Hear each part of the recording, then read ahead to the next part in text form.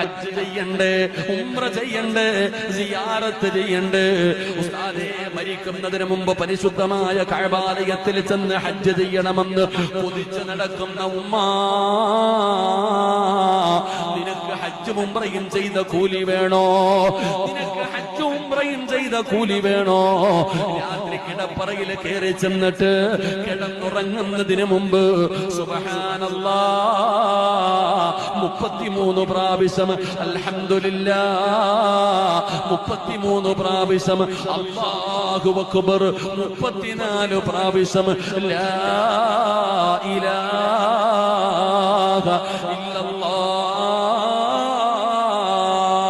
ഒരു പ്രാവശ്യം നിനക്ക് പറയാൻ പറ്റുമോ? എന്റെ പ്രിയപ്പെട്ടവരെ, ഹജ്ജും ഉംറയും ചെയ്ത കൂലി കിട്ടുമെന്നാണ്. ഓരോ രാത്രിയും ഹജ്ജ് ചെയ്യാടോ, ഓരോ രാത്രിയും ഉംറ ചെയ്ത കൂലിയാണ്.